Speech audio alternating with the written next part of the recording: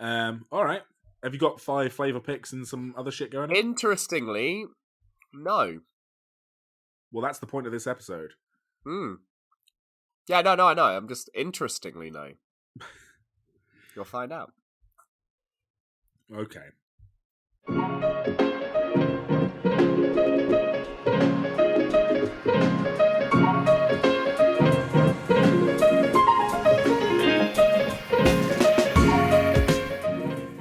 Welcome to Magic the Flavouring, the Magic the Gathering podcast, where we talk about all things magic flavour design and lore. I'm so sorry, and I'm your host, Andy Mann. Oh, hello. I'm not sorry. I'm Nathan Cancel. It is 20 to 10 at night, and we've had a couple of drinks and Back-to-back food. episodes, bitches. And this Let's is go. Oh God, stop calling everyone bitches. This is the second episode of. I mean, it's not really a batch record. I listen to some podcasts where the batch record is like 5 because they're all going on holiday. Game Grumps do it like 6 episodes at a time, man. They record all day and then just spread it out across 2 months. You know, we're this fine. This is our double record. But I just instantly we're doing flavour picks. We are. Flavour picks. Good this job, is very buddy. confusing for people that didn't listen to the last episode. This episode's going to come out like a week or a week and a bit after the last one that we recorded, and they're like going, "What the fuck is wrong with Andy? Can he just get his shit together?" Like, whatever. We don't even have a Patreon. You don't pay for this. Shut up. Yeah. Who used to complain? We get people asking us whether we should have they're like, we want to have a Patreon. It's like, guys, just send us money direct to our account. DM no, us. like if I was doing a Patreon, I'd do like tier 1, 1p, tier 2, 2p. Do you know what I mean? I can't take people's money. I don't know. What are we offering at tier 1 and tier 2? A penny and tuppence? Well, I just thought it'd be funny. I thought it'd be funny if it was like tier 1, 1p, we give you a shout on the podcast and thanks very much. Tier 2, 2p, we give you a shout out on the podcast and thank you very much. Also, you spend double. Do you know what I mean? Like, it's just... It's not even worth... Fine. I was going to say, like, a shout-out's definitely worth a penny, for suresies. I just don't want to... I don't know if I want to express the usernames that our patrons would give us, you know? Like, at least, like, Spice 8 Rack has things like, you know, trans rights and human rights. What if we get, like, I'm a filthy little, you know... Okay, we are doing flavor... Anyway. Blah, blah, blah, blah, blah. We are doing flavour picks. For Brothers War. Yeah. You know the drill. You know what we're about with these flavor pick episodes. We're not like the other flavor pick episodes of other people's who do this. We do things in a stupid manner. So it's all about the art. It's all about flavor text. It's about batches of cards, individual cards, basically just 5 broad things that we thought was lovely and flavorful about the set. And for a set that is just oozing with old school flavor, this is a biggie. I know this sounds like I've said that about a lot of sets, but this is the big one because it's a throwback set. What do you think? I think throwback sets are really tough. I feel like this is maybe the first one they've done like properly in terms of like they've accepted, oh yeah, we were past this point in time and now we're doing it again and we realize we're doing it again, so how do we do it again but better? And that's the thing from a Hasbro point of view and a Wizards point of view, right? Is it's not like, oh, how do we develop the narrative in terms of sets from the last set? How do we I mean, I'm sure there are people within the teams, the design team, the development team, and all that kind of thing that are definitely having that as their focus. But from a business point of view, it's like, hey, we're just doing that period in Magic again. Yeah, make money. You know, and I think I genuinely think. And I had massive amounts of you know, I doubted their ability. You had reservations.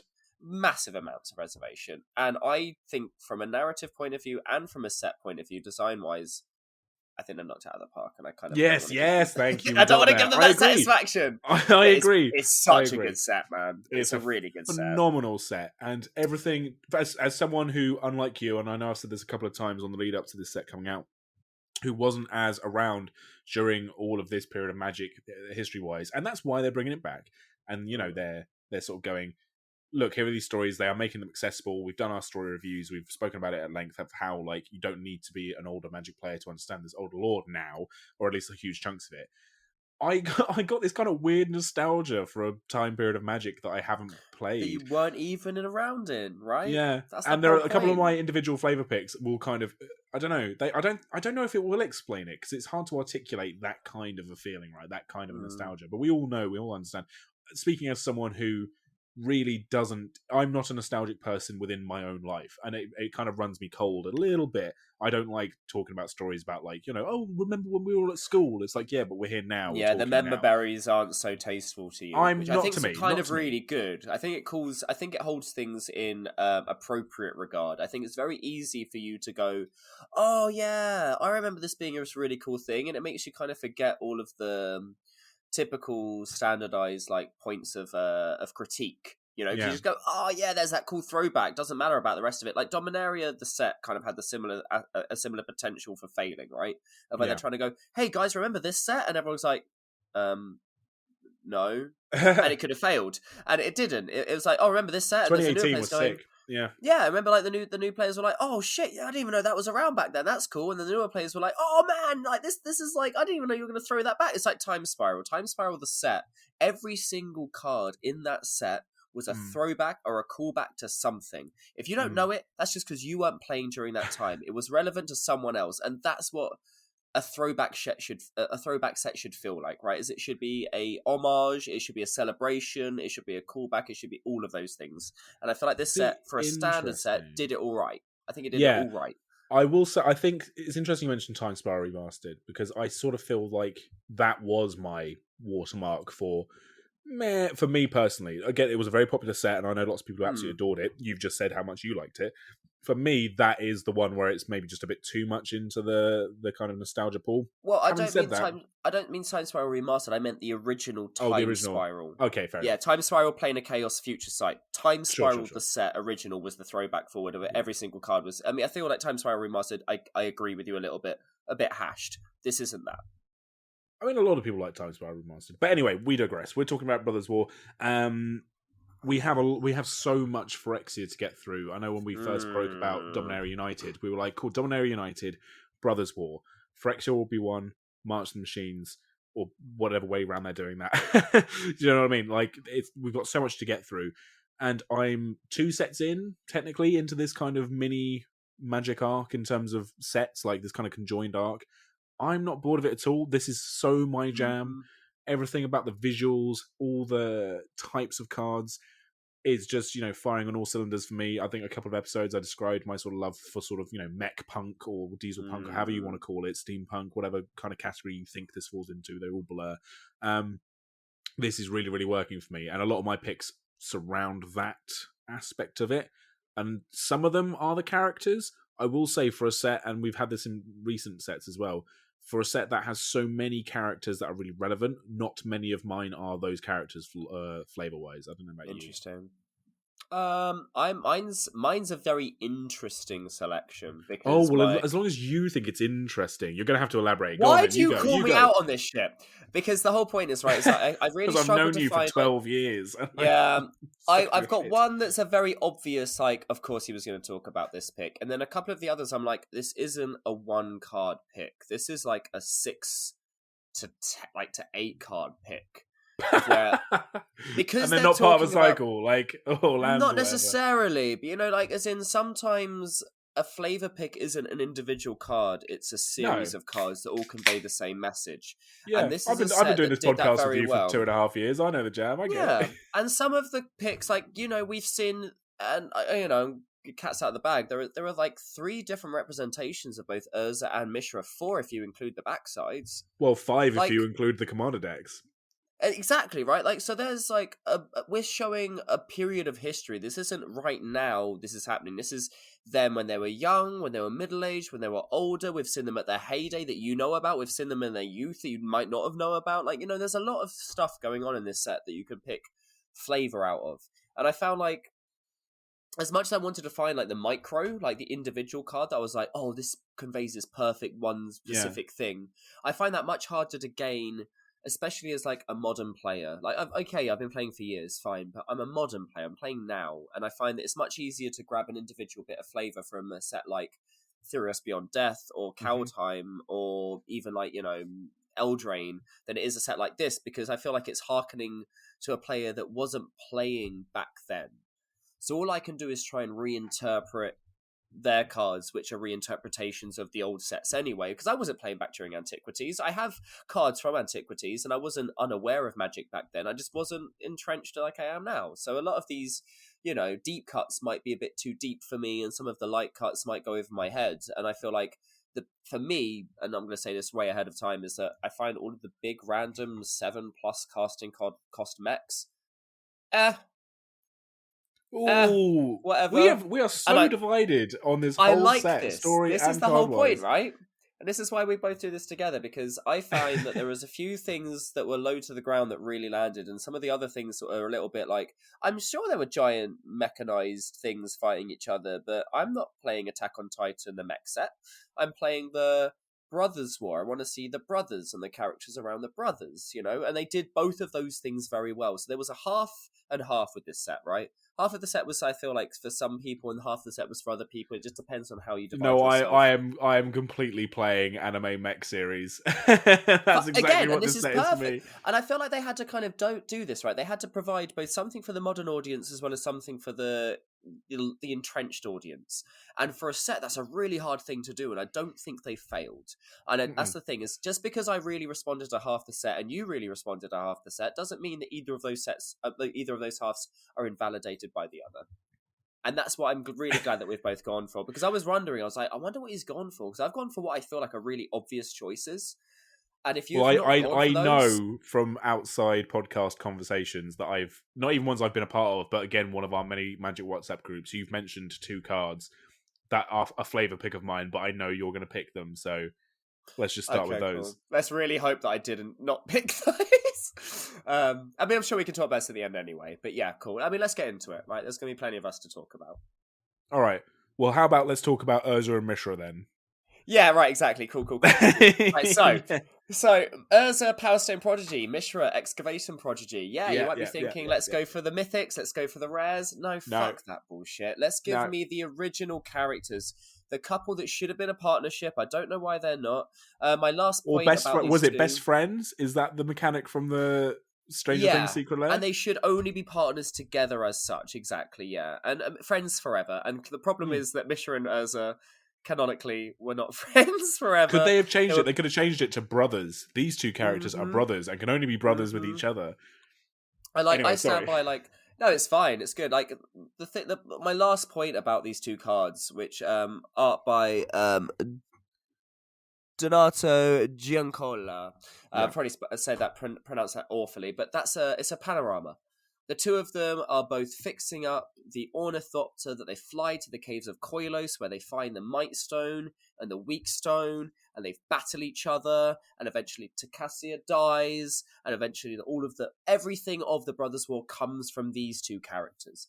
And the reason why I find it such an interesting thing is we see them as boys, we see them as men, and we see them as warlords, right? Yeah. And I'm not going to talk about either of the last 2 because I feel like I could talk about for another half hour about all of the ways that mechanically the progression of their characters works from a mechanical versus flavor point of view.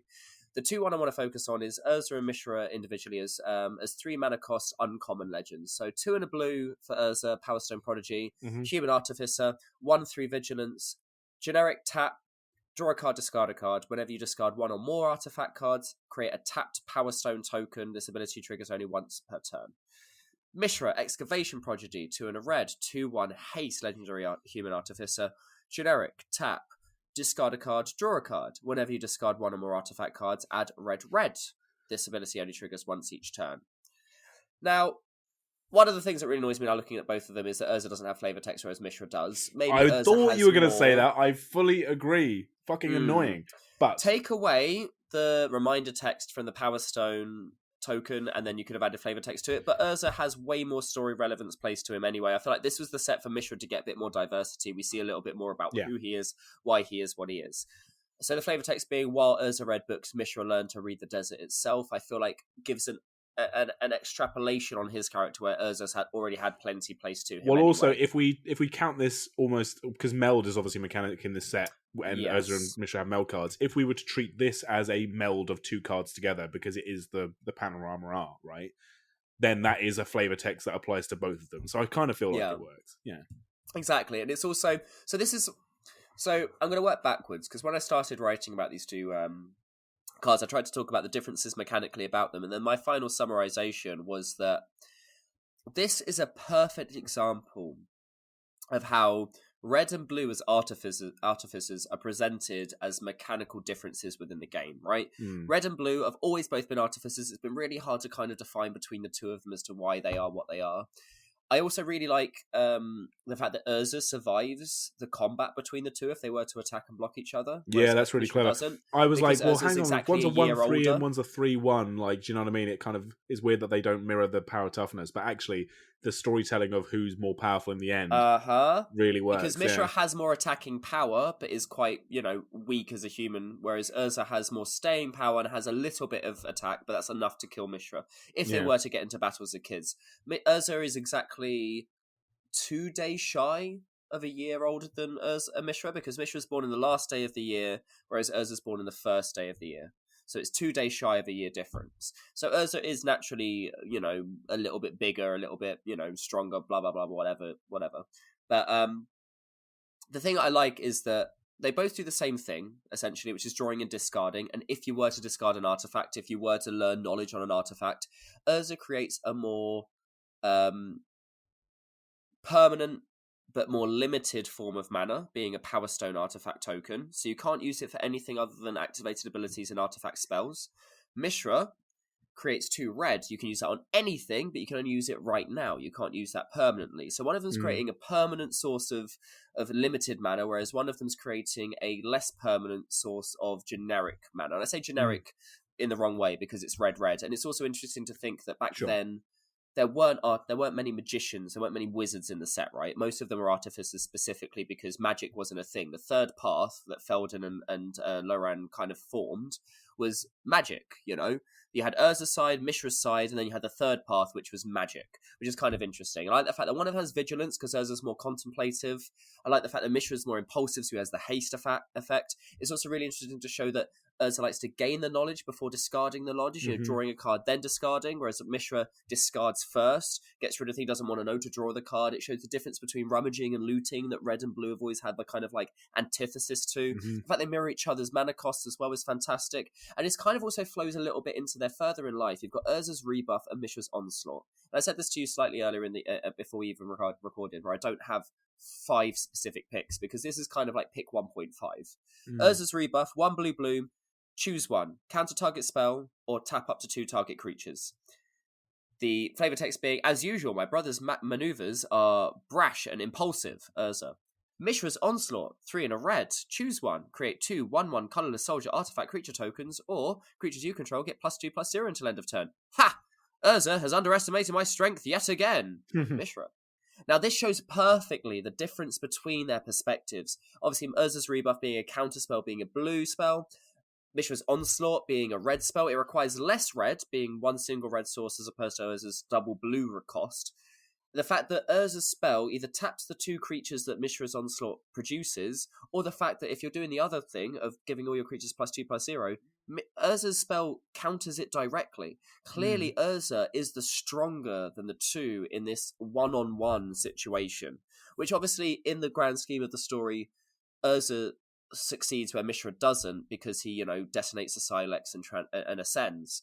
But Mishra, in this set, seems to have as much, if not equal power. It's just in the nuance of the cards themselves, Urza clearly comes out on top. It would not be a flavor win if Urza was a 1/2 and Mishra was a 2/1.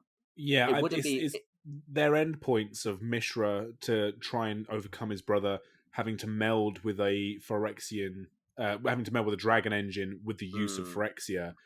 So he betters himself to try and beat Urza, whereas Urza, you could argue, with the Silex, bests his brother and resultingly becomes transcendent. And some more, exactly, right? Like, clearly, and what's funny, right, is that I'm not going to speak about this in my flavor picks because I haven't gone into the rares and then the mythics, but Mishra's flip side can destroy a planeswalker.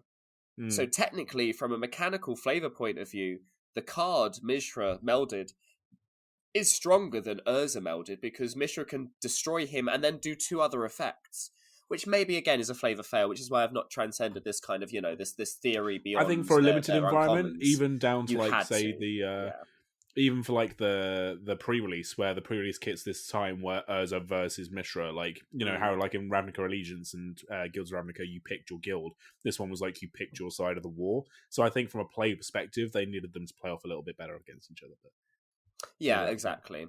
And I genuinely think that Urza as a combination is probably stronger ostensibly than the Mishra one. It just happens to be that the Mishra meld happens to counter the other one. Again, it's quite nice to show this constant battle between the two of them. Even if you look throughout all of their iterations, the fact that the Might Stone for Urza creates a greater affinity, can strengthen and empower, whereas Mishra's Weak Stone can depower and sap the energy of. You can notice this where in their rares, Mishra has a ward, sacrifice, a permanent. So if your opponent wants to kill your things, it takes them a cost. It weakens them. Whereas for Urza, it gives a benefit to all of your artifact creatures, +2/+2. That's and it permeates through all of their iterations. And I think this is a really cool set to show for those players that didn't know. And again, Mishra only had like one card, and it wasn't the best card. It was really awkward in Commander to give 3 different cards that you can go with. And I don't care. I'm building an Urza Mishra partners deck. I'm going to rule 0 it, and if you're against that, come fight me. It's not a stupid fucking Transformers, legend. Like, whatever, fight me. Do you know what? I'm not as down on the Transformers cards as I am all the other ones. They're really good. I really wish I didn't like them as much. They're mechanically so cool. I think they're really cool. That's a whole other time. I feel like we need to do a whole episode on the Transformers and also maybe Jumpstart, because I feel like the flavor in them are really, really cool. We'll see. But anyway, yeah, Mishra, Urza, 3 iterations. I think the uncommon ones are the best evidence of how they're different as characters and how their separation happened from initial point of view. And it's such a shame that they couldn't be together again. Maybe we'll see a what if universe at some point in the history of Magic, going 20 years in the future, of where the Brothers' War didn't happen. They were aligned and they fought against Phyrexia together. Who the fuck knows? But I feel like they did a really, really good justice to showing how the brothers started differently, and then their progressions were justifiable mechanically, in the cards that were printed. I agree. Some very nice, high-minded stuff there. I really appreciate it. Lots of deep dives and very nuanced take on some well-designed cards. Why are you going to undermine that? My first flavor pick is Liberator, Urza's Battlethopter. Yeah, great. Because, it's called Liberator, Urza's Battlethopter, and that's just the fucking coolest card name. How is Battlethopter not so more ridiculous a word than it is? I accept it willingly. It conveys this. So immediately, this is why this card is a flavor pick. Battlethopter, people understand battleship, right? Battleship is a very sort of, and even in sci-fi plus the real world, maybe sunk whatever. My battleship. Yeah, just everything about the word battle and whatever vehicle conveys a very, like, not just because people know what the word battle means, but in conjunction, it's a really good signifier to like a bulky, armoured thing for war. If you play Magic, you know what Thopters are, because Thopters range from shit like Ornithopter, do you know what I mean? Yeah. To Battlethopter, do you know what I mean? Well, you've got Thopter Assembly, you've got everything, do you know what I mean? Like, it's all at once these kind of very sort of weak kite-like flying machines, pardon me, to these sort of, big hulking flying fortresses. And yeah, it's just amazing. So, Liberator, Urza's Battlethopter. The fact that it's named as well. The fact that this is a legendary artifact creature and this could be your commander. It's just, everything about it is just so great. 3 generic, it's an artifact. Legendary artifact creature Thopter. Flash, flying.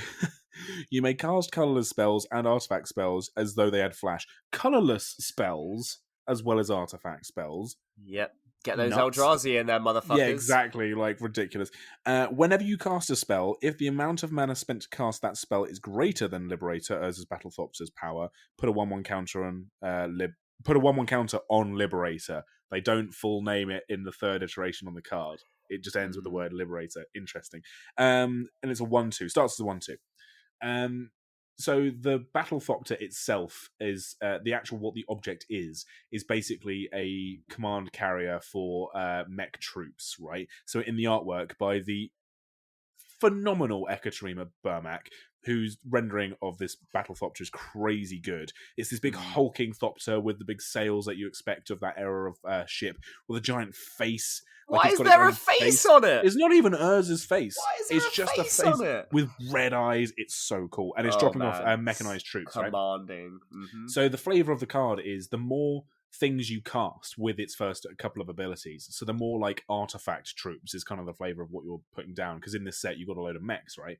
The more mechs you play, the more power you get on the board, the bigger the Liberator becomes. So in retrospect, the more powerful the Battle Thopter is because of the amount of troops that it's putting down. Like, it's this really cyclical design that I think on some other cards makes it sort of like not work, but on this one it really does. It's called Urza's Battle Thopter, Liberator, just everything. I don't know. This is a very lowbrow flavor pick because it's just me going, cool. And this is the card that, because of the artwork, because of the era of Magic that we're looking at, because of just everything about it, this is the one that made me go, oh man, the Brothers' War is so cool. Like, I wish I could know more about it. So cool, dude. Yeah. This is it. Big ship go burr. And it's not even that big. It's 3 mana and a 1/2, but it has heft to it in a weird way. I don't know. I think it's a great pick. I don't think I'll build a commander deck out of it. That doesn't justify it as not being flavorful. Is it better than, any of the other artifact offerings? Probably, because of the flash thing. I think you'd have to do, you'd have to build, because I've got a 5-color +1/1 counter deck, because I got lazy and was like, and I thought my Kenrith was my commander, which is all at once a really basic choice, but I thought was a clever choice because of the abilities synergize with +1/+1. Anyway, I think if I'm building a +1/+1 counter deck, much to the chagrin of not being able to use any of my coloured permanents, which of the reason I built a 5-colored deck, I think this is the way I'd go. I think I'd do +1/+1 counter colourless artifacts. Yeah, I never felt anything close to that with any other colourless offerings. And I think it's a really cool generic offering where it can be by itself a pretty good option as well, right? I don't think it's an ish. Cool. So, the Journey of the Silex. Ooh, lovely. So we joked about this, right? When they printed Khan's Silex, of like, oh, they're just going to print Urza's Silex. Yeah, they are. Yeah, they're just going to do. Doesn't he have a Silex? Well, right. So this is the thing, right? Is the Khan's Silex in Dominaria is the one before it was destroyed. Yeah. And that's the one that enters the battlefield tapped. Players can't play live to cast spells or activate abilities that are mana abilities. You know, the stopping Phyrexia little thing. I think we spoke about this in our favourite highlights of Dominaria United. And then X tap, exile, Khan's Silex, destroy each non-land permanent with mana of value X or less, activate only as a sorcery. Now, Urza's Silex, the original Silex. Yeah, Saheeli doesn't have a Silex yet. It's Urza's Silex, yeah. And there is a Golgothian Silex where you sacrifice it and you get rid of anything from the set of antiquities. I think including lands, so I'm not going to check it up right now. I might be non-land, I can't remember. What I like about the two of them is they're essentially the same object, but based on who is using them, they have slightly different interactions. Yeah. Which, from a mechanical point of view, in terms of a mage, the Silex shouldn't have a different functionality, right? But in terms of a mage using the Silex, the circumstance of the moment should dictate that artifact acts in a different fashion and reacts in a different fashion. Yeah, because you're pouring yourself. Urza poured parts of himself into it to make it work. And the thing I liked about the whole fill it with the memories of the land, for artificers and people that didn't understand magic, that was just, they don't understand the words, but it basically says fill it with magic. Because the memories of the land is tapping into your land, which is tapping into your mana base, which is filling it with mana, which is putting magic into it. During that time, in the Brothers' War, magic wasn't a thing, you know? The third path was only starting to come into effect. Hercule, Loran, Felden, they all started to learn that you could be a magician. And it was only, and we spoke about this as well in our story retrospective of the original episodes, where Urza and Teferi are talking, and Teferi's talking to us, and he's like, I just, I meditated, and I just put that energy into the Silex. It's like, yeah, that's called casting a spell, motherfucker. You might not know what that's what that is, and because you're from an age of artifice, but that's what mages are. That's what magic is these days, with 6,000 years back in the present now. Like, like that's what magic is. It's tapping into the ley lines and producing mana. So it's interesting to see that then for Urza Silex, the same amount of cost to pay for it, 3 generic, 2 white tap, exile Urza Silex. Each player chooses 6 lands they control, and they destroy all other permanents, including lands. Activate only as a sorcery. Both things only activating as a sorcery. I like the idea that you have to put a concerted effort into it. You can't just do it on a whim. It takes a specific amount of effort to get into and make happen.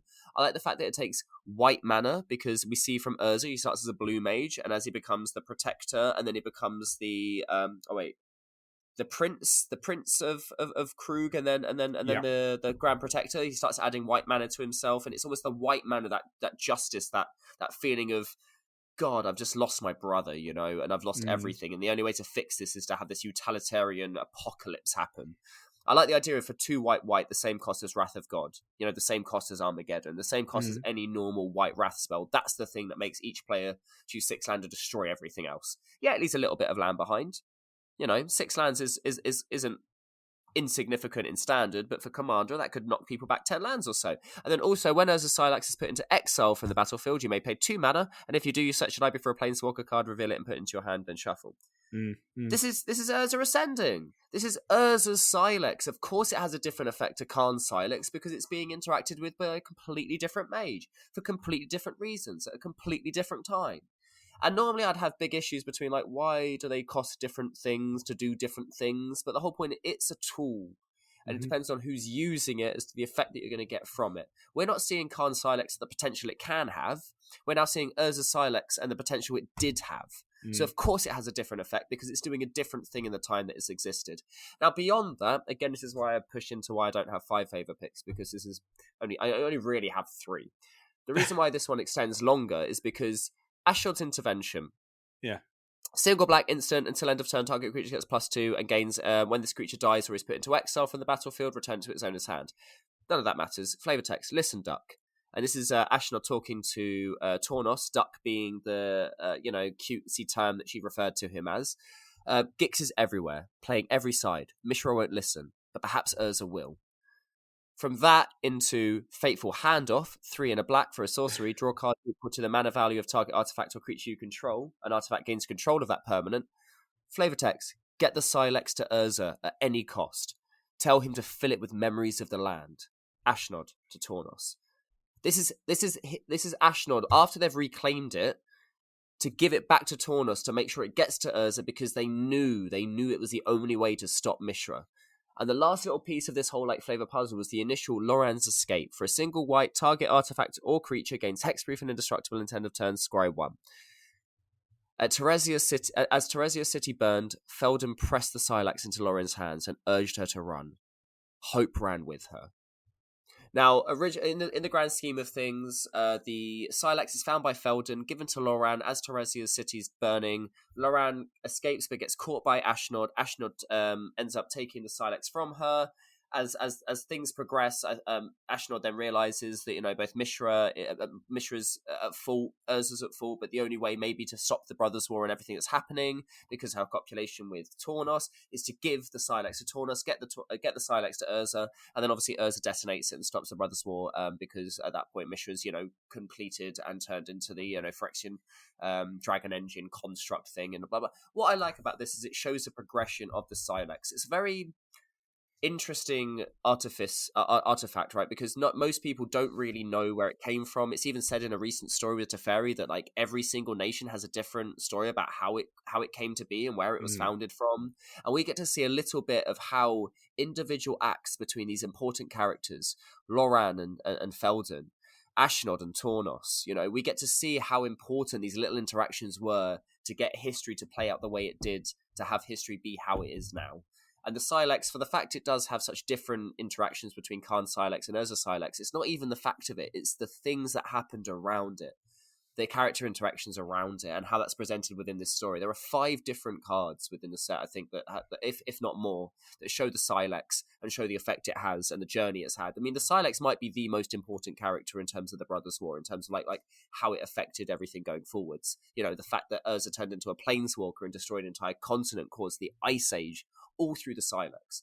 Now, this is a really important item, and I think as a card, fine, cool, yeah. It's a Wrath, and it can fetch you a Planeswalker. But the fact it's a 2-white Wrath, it's such a little wink and a nudge to Wrath of God, a little wink and a nudge to Armageddon. It's such a little wink and a nudge to being such a powerful, a powerful artifact. And I think it's funny that we mentioned, like, it's called Karn Silex. Do you reckon we're going to get Urza Silex or Saheeli Silex? Yeah, we probably are. And they did it. And they were in the story, the side stories, they talk about Saheeli Silex, about being that Saheeli Silex because it's is a remake, exactly the same, right? But it's Karn a little Silex bit... is broken. Yeah. It's broken. It's destroyed. Yeah, and as you say, now there's a Saheeli Silex. Do we get that in the next set?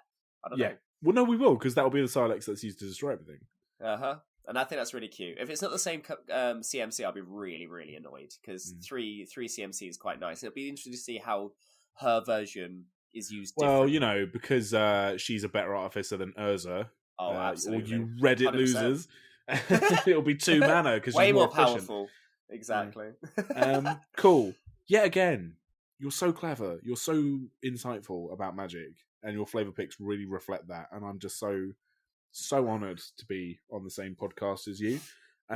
My next flavor pick are the full art basic lands, and I really like them because, much like your deep dive into the history of the Silex and majors pouring themselves in and the nuance and the storylines and everything, I loved these full art lands because they've got big fucking robots on them. Big Mac stuff. Yeah, and I like big fucking robots. My only comment on these lands is holy Christmas, because I had no idea these existed before I looked up. I looked up the Brothers War I opened it up on Mythic Spoiler. I got to the bottom and I nearly shat myself. I was like, holy fuck, haven't I bought this set? The basics are insane.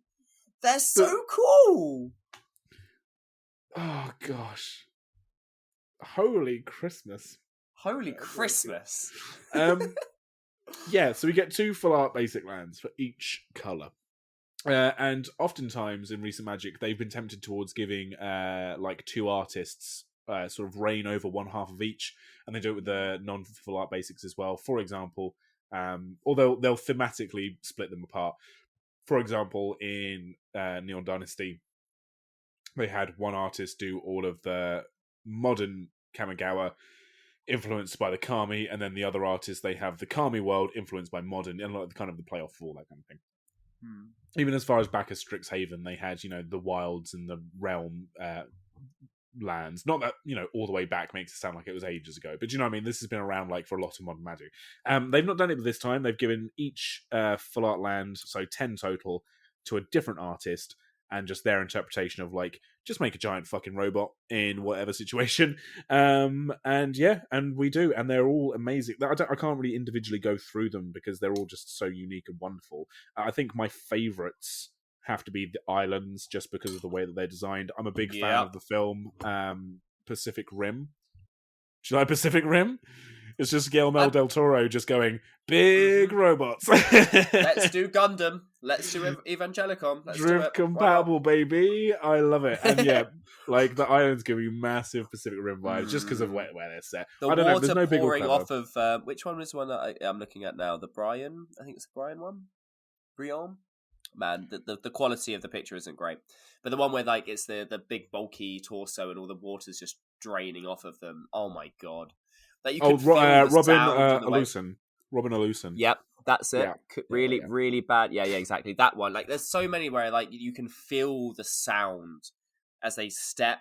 Yeah. As the steam effervesces off of them.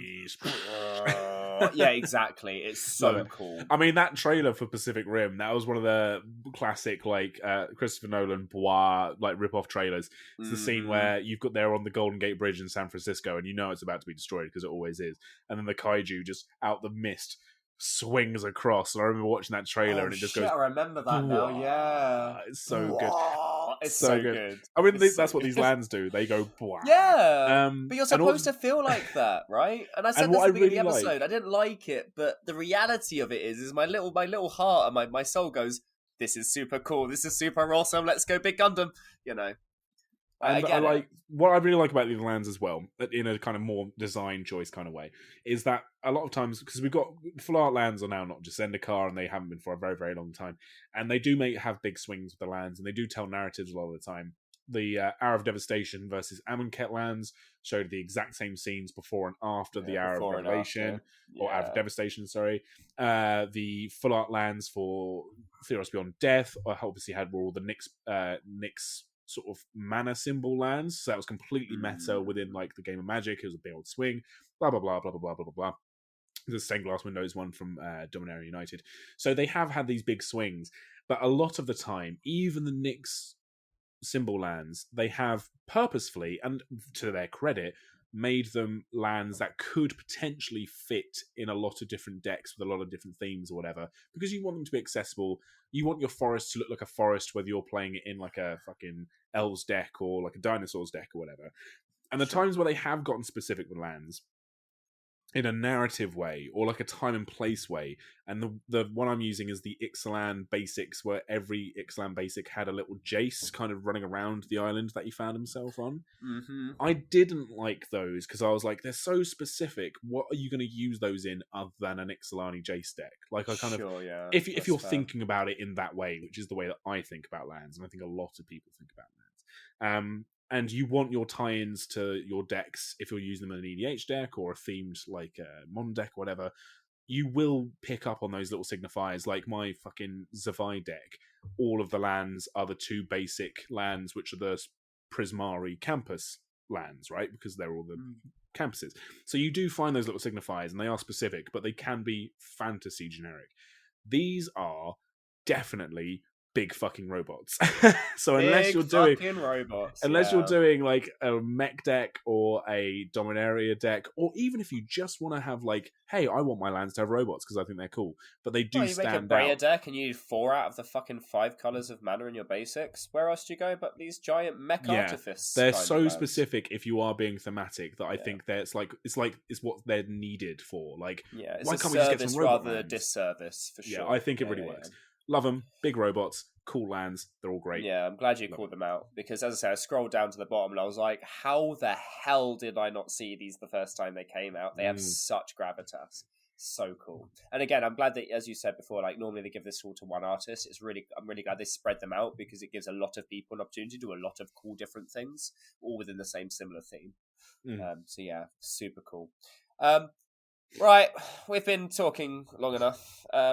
Gix, motherfucker. Yeah, here it is. He got his Gix. He got his Gix. Boys, let's fucking go! Yeah, this is like my speed run, like expulsion. He's here. My boy's here at last. Right. I mean, I'm going to go straight into the mechanics, and then we can talk about spousing about it, because I mean, I feel like there are some things that might be criticised and some things that might not be criticised. The fact that he's got a Phyrexian watermark as well. Hello, snuck that in. Love the fact they're willing to do watermarks outside of set context, as it were. Being like, well, he's a Phyrexian, why wouldn't we give him the Phyrexian watermark? Exactly, why wouldn't you?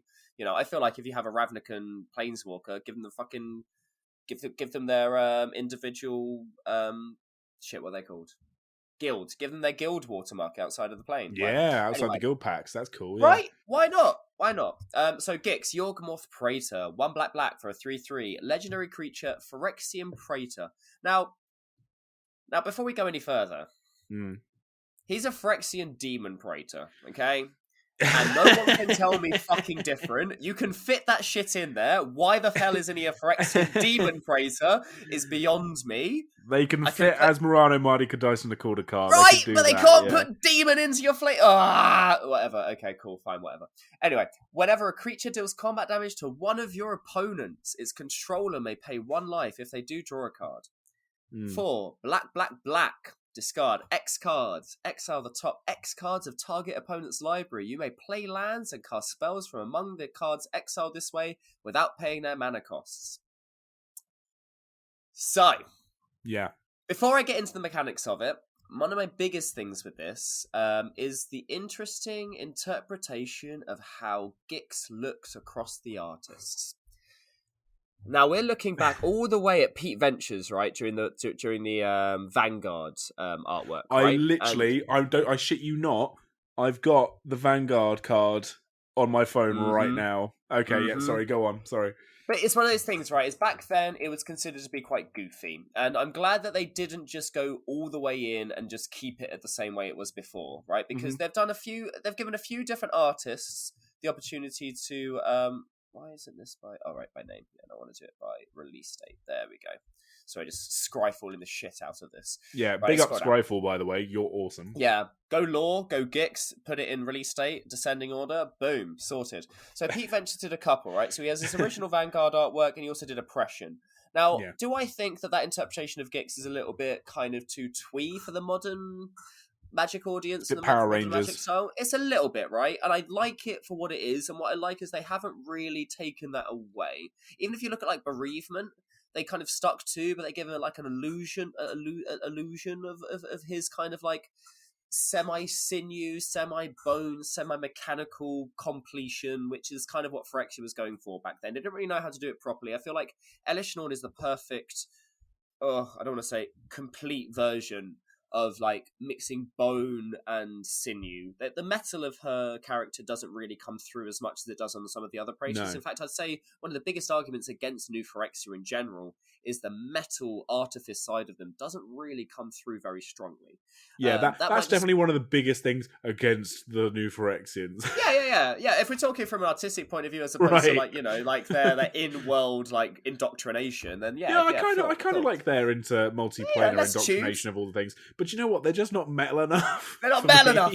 Well, this is why I quite like Dominaria United, because the completed like Phyrexian sleeper agents and stuff, because it was shouldered, seemed to be a bit more crudely artificey. Like they had like random pipes, a bit more intestine-y. Yeah, like kind of protruding naturally from like from everywhere, which kind of showed that they weren't as good as nature. Whereas you look at Vorinclex and you go, but that's just an animal. How is he an artifact? And obviously, none of the Praetors are artifact creatures, which is again maybe an argument for another day, and maybe we'll talk about this in the future about how like what's the difference between a Phyrexian zombie as opposed to a Phyrexian artifact creature. Blah blah blah blah blah. Anyway, we're moving away from the point. Artistically, I feel like Gix has had a very specific view, right? A very specific art direction.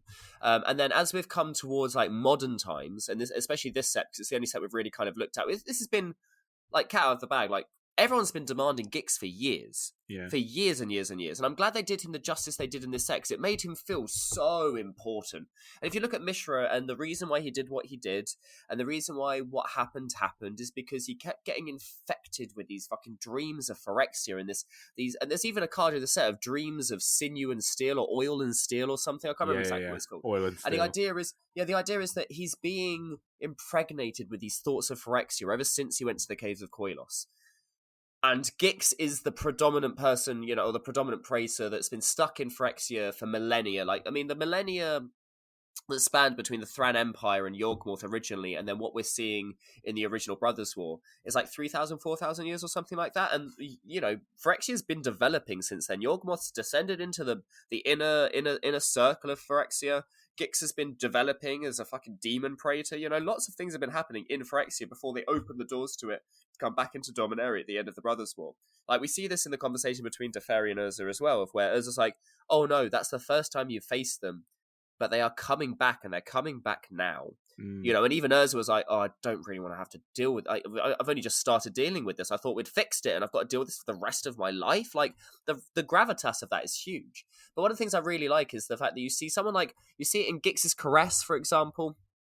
I'm going to scroll back here for a second. So you see Gix's Caress by Ignatius Booty. What a fucking name, by the way. Good job, Ignatius. What a name. It's really menacing. It's kind of got this kind of like almost like alien kind of quality to it. And then if you move further into Painful Quandary, a reprint by David Palumbo, it's almost like the human xenomorph from, I think it's Alien 3. I can't remember if it's Alien 3 or Aliens, where the Queen makes like a human xenomorph kind of hybrid thing. And it's kind of got that human skull in the face, but then their skull extends backwards. Because that's kind of what I look at. Is it not Alien Resurrection? That might be Resurrection. Yeah, the one that gets sucked out through the tiny...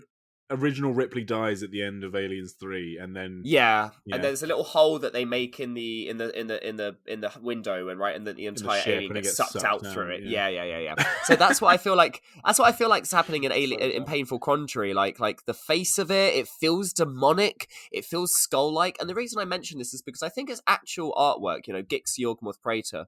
I don't know if it gives the same justice in terms of menace, in terms of like body horror, in terms of being frightening, but in terms of like decadence, You know, in terms of grandeur, I feel like Gix Yorkmoth Praetor is a really good representation of like that kind of deification that Gix managed to get. That kind of it does have a very excellence you sort of like wanted in his character. it does have a very religious art sort of pose to it, I think. Yeah, because Also, you've the got all of name these characters in Yorgmoth the Creator, like it's kind of Crater, cool. yeah. And everyone's bowing in front of him, and he looks massive in comparison to the humans in front of him. Like, maybe being a 3/3 isn't representative properly, but I feel like being a 3-mana 3/3, so he gets on the board early because that makes sense because he permeates quickly, right? Yeah. And this is before we even start talking about the actual mechanics, and the fact that he makes so anytime anyone attacks one of your opponents, or deals combat damage, so it doesn't even attack, succeeds at hitting one of your opponents, that reward of conflict is that they can pay a life to draw a card.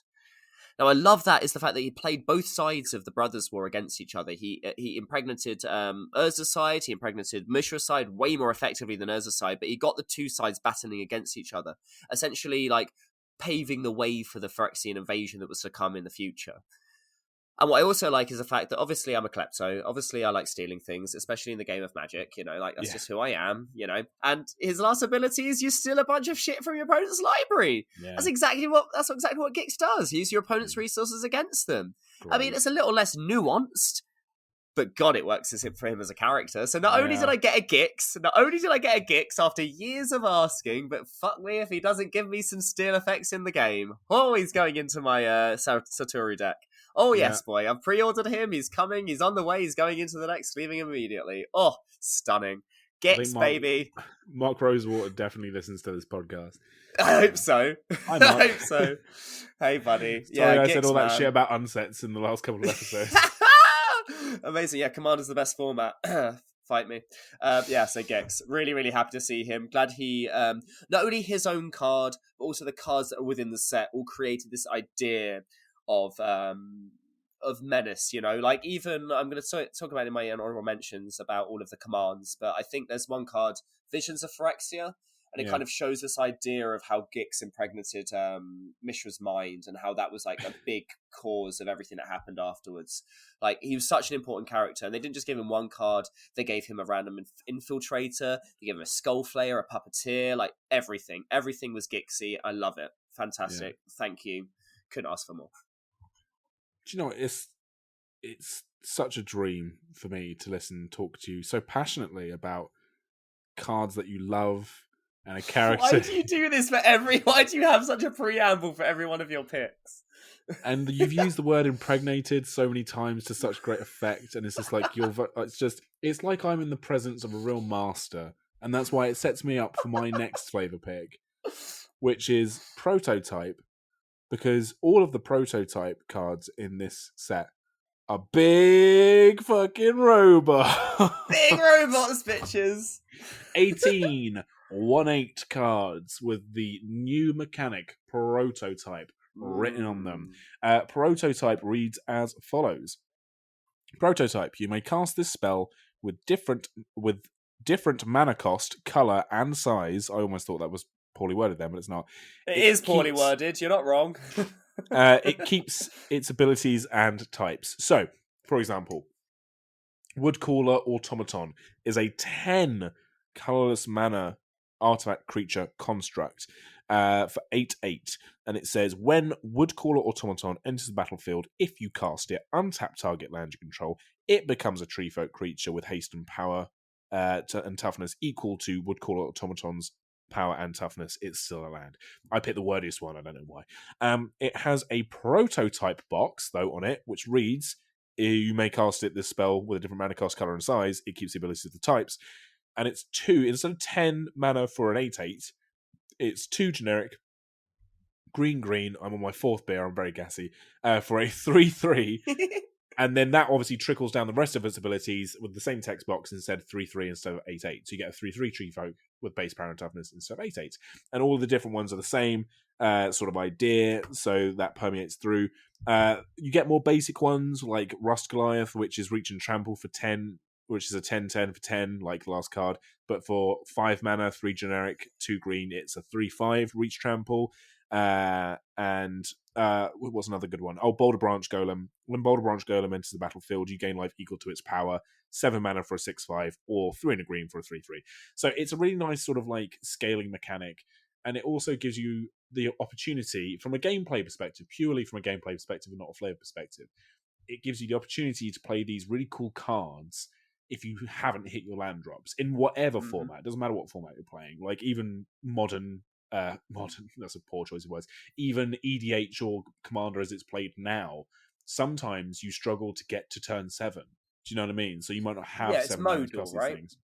Modal, which is obviously where Magic's been going for a long time, but to see it in this context where it's not modal in terms of its different abilities, which is very cool, but it's modal in terms of you get to play the cool robot sooner. It's just not quite as big. But if you just need a 3/3 with a cool ability, that's cool. If you pay more, you get a 10/10 with a cool ability, and you get the kind of props for playing the big thing. From a flavor perspective, do you get it now, or do you get it? Do you wait, right? Yeah. From a flavor perspective, the idea of these artificers and this big artifice war, not just Urza and Mishra, or Tornos, or Caleb and Krug, or any of these massive artificers, but all of the armies of artificers that work for these guys, constantly churning out designs, constantly trying to get the new best thing. And it's all the kind of, it's war games. It's like, do you get out loads of things really quickly that can just be cannon fodder? Do you get the big thing that can smash through stuff? You need to show your new thing to your boss to make sure get it in mass production. And I really love the idea that the generic mana is always the original casting cost because it's pure artifice, right? It's that Power Stone thing we were talking about with Urza and Mishra. Whereas the prototype uses the coloured mana because it's almost like it's not pure artifice. It's like you're using whatever resources you have to hand. That's how I'm reading it. So, you have the people where it's like, I also feel like it's more difficult to get it out sooner because it requires the colour mana, whereas you can easily get it out later because it requires no coloured mana at all. Yeah, I guess. I think that kind of tracks. But yeah, especially for the green ones, it works because a lot of the green ones have very specific nature-based sort of affinities, whereas the others are all like, robots that do different things. So it's like they've used bits of wood here and there, or they've used the power of nature to kind of cobble together these things like a living weapon, like the Weatherlight, but maybe not quite as good, like a prototype of the Weatherlight. It fires on all cylinders. It boosts the gameplay. There's lots of card games that are coming out now, like things like Marvel Snap, for example. And God damn, have you seen those adverts? The advert for Marvel Snap. More of them. They just cut out everything that wasn't fun. Did you know that? That's literally the line. That's exactly what I'm talking about. The guy goes, "We took everything that wasn't fun in card games and we cut it out." What they're talking about, not the advertisements though, did you? You didn't cut those out, you shit. They're talking about mana systems. Having not played Marvel Snap, I completely know that that's what they're talking about. It's the biggest thing against Magic, right? Is that we still have a intrinsic mana system which creates a diversity in gameplay that Hearthstone and every other modern game type doesn't have. Because it's rudimentary and it can hold back the game. Yeah. So the idea, we're in our 31st year. So what other game has that? Yeah, I'm not trying to cast too much shit out of the card games, but that's the complaint that's levied, right? And that's why things like Hearthstone, it's like you get one extra resource per turn, and it just kind of builds up that way with no matter what. Modal spells are really good for Magic because they do take that out. And we know that we've known this for ages. They've even done modal fucking lands, and for like flip lands and all that kind of thing. Everything. The way that this Every is done, card should have multiple functionality. Yeah, the way that this is done flavorfully for this set, and also for us, there's 18 cards in prototype. Most sets don't even have 18 artifact creatures. These are just the artifact creatures with prototype, let alone all the other ones. And so, from a visual perspective, from a gameplay design perspective, having these cards be diverse with color mana symbols, not always popular on artifacts, but it works. I just think it's a home run, great mechanic. They should do it for every set. I think it's quite nice at the fact that they also managed to make it so they're still colorless, so it still affects like Liberator and effects like that within the set, of where they're trying to create these circumstances of where the way you design it doesn't make it worse, it makes it more malleable, like it can be used in multiple functions. Like, okay, fine, they don't stand by like, oh, your blue spells cost 1 less. Yeah. So if you cast it for its prototype, it wouldn't be affected. I just like, I like the idea that they create these modal effects that you look at all of them and go, wow, it's a ridiculously expensive card. Like, how the hell would I think a lot of people hearkened this set to be similar to like Rise of the Eldrazi, of where, how the hell am I supposed to consistently cast 11 cost creatures, that have Annihilator 3 and stuff? It's like, well, you've got all of these random scions that not only sacrifice to make your spells cheaper because you can use them to cast spells, but also are there available for sacrificial fodder if someone attacks you with an Annihilator thing. Like, I think Rise of the Eldrazi is considered to be, if you haven't played back then, you won't necessarily know, but I played during that kind of era of Magic, and it was one of the best limited sets ever in terms of like how it made a defender archetype playable against 9/9 Annihilator 3s. You know, like it's a really, really good example of how I feel like they're kind of going, how can we make cards be relevant early and late in a mechanical point of view? You know, like, oh, we rush the design of it, you know, and there's even cards within the set. There's a card, a white card from Urza that says, I don't want you to make something pretty, I want you to make something functional, increase the output. And that's the flavor text of it. And it's like mechanized production or something. That's not the card name because that's a different card. But, you know, that's the idea. It's translating this need for both brothers to be accelerating their production schedule to battle each other. And I feel like that's done really well. And then from a playing point of view, you have this card that's 8 mana in your hand. And you go, what the fuck am I going to do with this? Oh, wait, I can cast it for 4 mana. Yeah. Never mind, let's get it down. Let's go.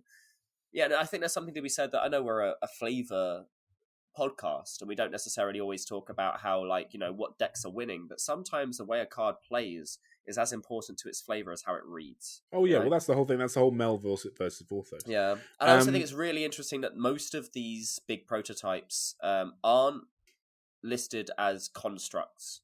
I think all of these are listed as the creature type that it's supposed to be trying to be. You know, so Arcane Proxy, it has prototype, it's a wizard. Whereas Clay Champion, for example, doesn't have prototype and is a construct. And I think that's a really interesting point of view from a type line mechanical design point, is that they didn't want a lot of the prototypes just to be random constructs. I think they wanted the prototype to be like, you're making a Phyrexian worm, you're making an angel, you're making an ape. It just happens to be an artifact creature version of that creature type, which I think is really important. I do as well. I need to pee because I've had some beers. Before I go for a pee, shout out again to Arcane Proxy, not only for being a wizard, but for being a mech with a cape. No cakes! Strong choice from Kakai Kataki, who's done quite a few artworks in this artwork, and Kakai Kataki is fucking wicked. Who designed that cape? That's my question. What? I mean, you're probably going to cut this out because you're going and you haven't stopped the record. So this is just shit. Okay, right. So FYI, listeners, this is Nathan at like 20 to 11 on what day is it? Tuesday. Yeah, I've drank a fair amount of rum and beer, so we're on like after hours. I'm not sure if any of this is going to be cut. Probably most of it's going to be cut.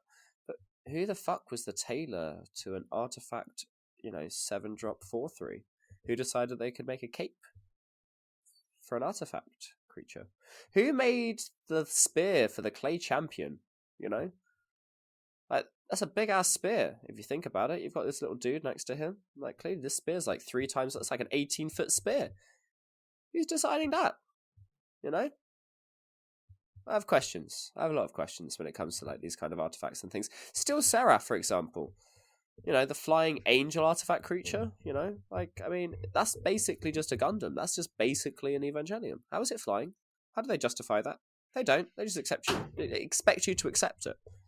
And I don't. And then also you've got this big question, right? So you've got these big fucking artifact dudes. And then, the Phyrexian Dragon Engine is just a 2/2 with double strike. Doesn't fucking survive any of this shit.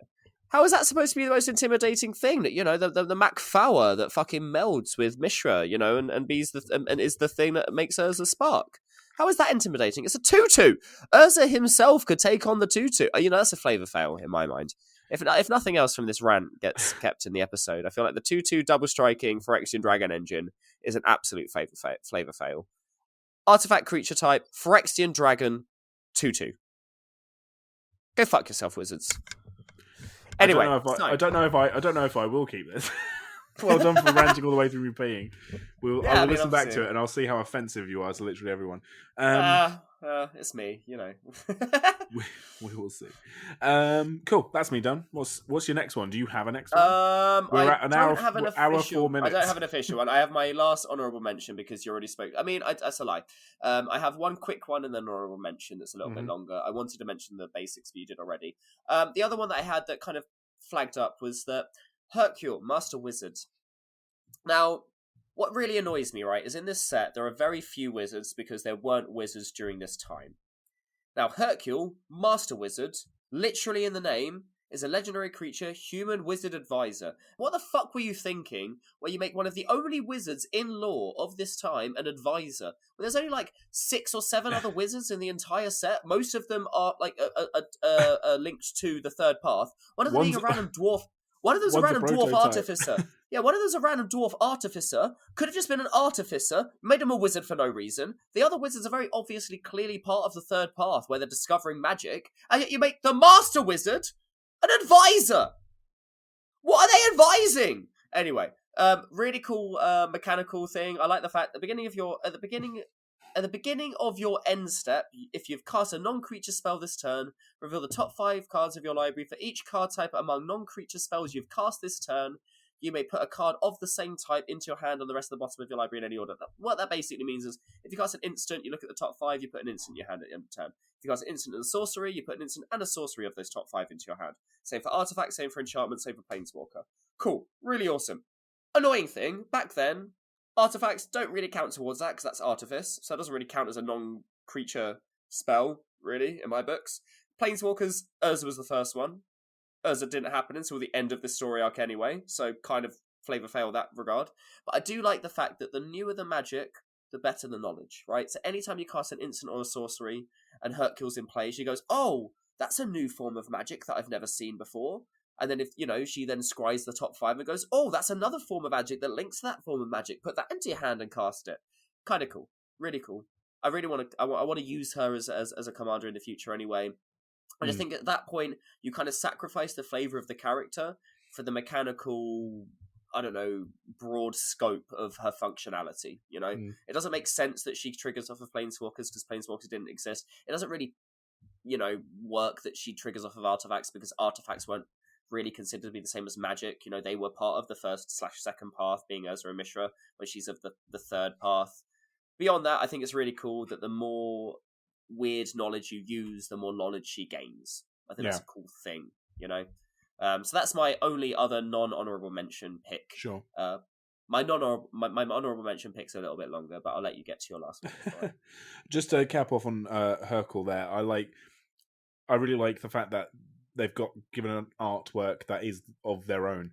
Because one of the only other artworks we had from them from Old Magic was Hercule's Recall, which is the spell that they use to recall the dragon engines. And there's a version which is the dragon engines being recalled by Hercule's Recall. And then there's a version of Hercule herself. Now, I really like that artwork, but it does portray her wearing very little clothing and is quite male gazy if you look at it in one way. It's the same sort of thing. Research this. I've not. It's the same sort of magic art where if you look at Rebecca Gay's artwork, where it's like high fantasy, but it's fantasy, with naked mermaids or druids or or dryads or whatever. It's that kind of school of fantasy where it's there is a little bit of eroticism to it, or there is a little bit of the human form to it. Do you know what I mean? It's not explicit, but it's just I like that. Why are you showing side boob? Why are you showing her side? Yeah, all that kind of thing. Not to get too into it because it's far be it from me. I think there are certain artworks that exist in the magic space where they are exploitative and they can be male gazy for the sake of it. And then there are artworks which is like, look, this was a fantasy style at the time. In context, it's actually not that bad. But what I'm happy for is that that's not the only representation of this character, and that other representations that we now have don't just focus on the fact that, hey, Hercule might have liked wearing robes with very little clothing on at some points in their time of being a person, but actually at other times they're also the master wizard of the third path. Do you know what I mean? Sure. It shows a rounded character of a person as opposed to just a one-dimensional thing. Yeah, exactly. So there we go. That's my little high horse about the artwork there. Sure. I also like the fact they reinterpreted the recall into the final meditation, which is also within the set, of where it bounces all non-land permanents and you end the turn, because she ended up dying doing that thing of bouncing 3 Phyrexian dragon engines, which is a non-insignificant thing to do. Yeah. So Hercule, really wild, really cool. Very, very, very strong mage. Yeah. Cool. My last full Flavour pick, because Urza and Mishra, Kid Urza and Kid Urza and Kid Mishra, as I'm calling them, were technically my first, and we spoke about that at length. I'm going for one of my artist picks. Now, I spoke at length about Dominic Mayer in the last Flavour set. and also for all the other stuff, that person, they are on fire. They are on absolute fire. Of course they have. And in Someone this put set, them out, please. this set is no different. So I'm not going to talk about Dominic Mayer because it's just so obvious that they are currently, I think, genuinely, sorry, Chris Rahn, sorry, Wiley Becker, I think Dominic may be my current, at time of recording, favourite artist, and it is a rotating roster. It's hard to argue right now, though. But so I'm not going to focus on them in this Becca set. had a set off. They've not had an artwork in this set, whereas Dominic got the entire command cycle plus Visions of Phyrexia. So hard to argue against that. Instead, and I'm not going to talk about Kakai Kataki. I can never. That's such a tongue twister because I've just mentioned them, but they're also having a stonker in this set. I am going to talk about, and I am going to apologise in advance. I'm going to phonetically say it, and it's just not how it is pronounced, but there we go. Liga Schmilsklein. Liga Schmilsklein. Oh, bloody hell. The artist who's done One with the Multiverse, Forging the Anchor, Lay Down Arms in this set, and previously they did The Soul of Windgrace in Dominaria United. They've done Call of the Void, Dream Fracture. They've done a couple of arena exclusive cards, like the Graveyard Explosive Shift, Singularity, Explosive Singularity, Magna Opus. Yeah. Oh yeah, Magma Opus. Yeah, exactly. Like what are the other ones that are catchy? Electric Revelation from Midnight Hunt. Mm-hmm. This is an artist that's been around for a while now, Magic, but again has been one that has not really caught my eye. I like Magma Opus.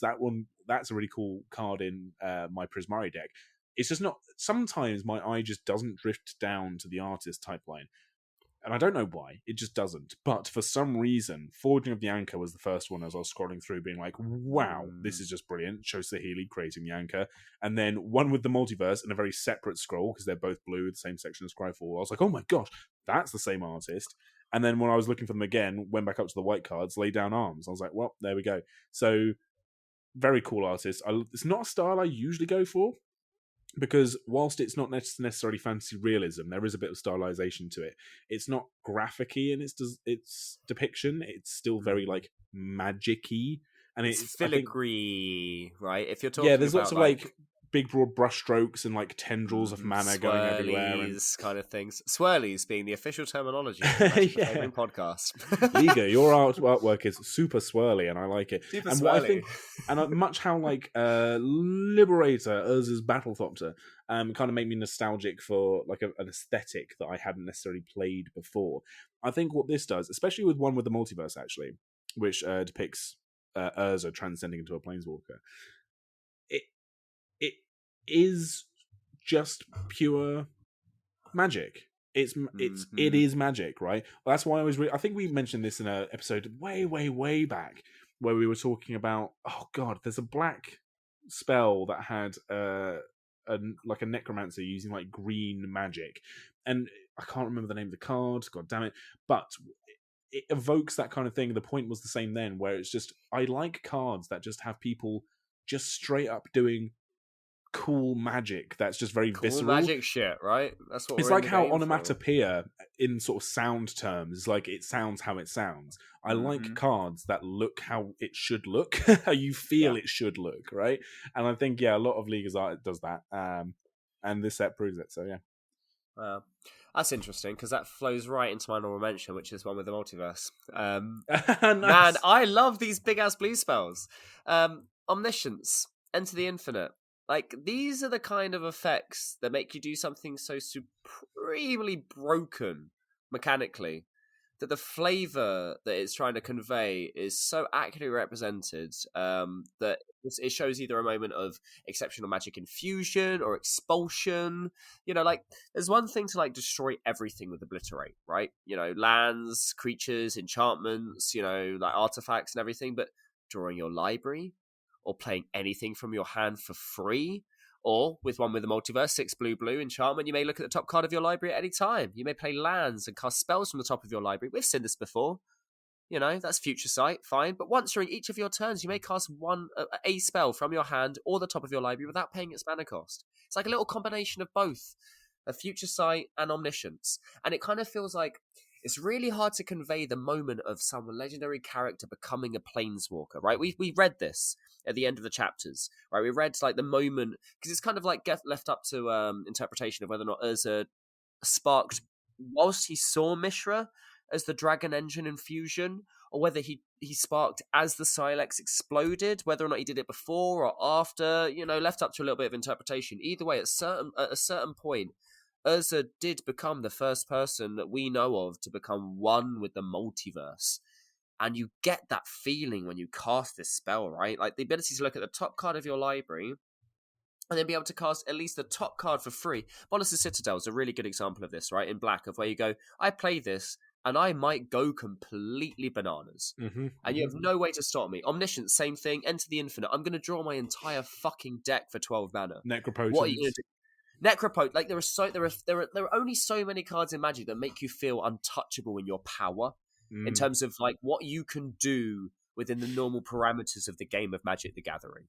And I feel like one with the multiverse, the point of Urza's ascension should feel magnanimous. And this, as a spell, the fact it sits, it's not even a one-time effect, until end of turn. It's the fact that you have this every turn is ridiculous. You get Future Sight and you get to cast something for free at every one of your turns. Yeah. Now, back in the day, they wouldn't have said only during your turn. They would have made this every turn, and it would have been even more broken. And the fact that it's 8 mana might even be... I don't know if it's... Like, by modern standards, you might... Oh, again, using the modern terminology. By current standards, you might think that 8 mana is too much. But for what it does, 8 mana, I feel like, isn't even enough. Because if you cheat this out, you are doing stupid things in a random game of Magic. Like Prophet... I was around during Prophet of Kruthix time in Commander, right? You got to untap everything and play spells and play creatures at flash speed. I had a rune deck, Rune the Hidden, of the Hidden Realm or whatever, and it was like flashing, blinking stuff. I was taking 2 turns per everyone else's 1 turn. That was one of the first Commander decks I ever played. Yeah. Yep. And it's you lent it to me, being like, disgusting. "Hey, I'm playing this new format. You should check it out. All of 100 cards." And I played Gifts Ungiven in it without realizing it was illegal, where I had a perfect loop of Revelark, the clone that makes a copy of itself, Body Double, and I can't remember what the 4th piece was, but there was no combination of options that wouldn't end with me having an infinite loop of stuff going on.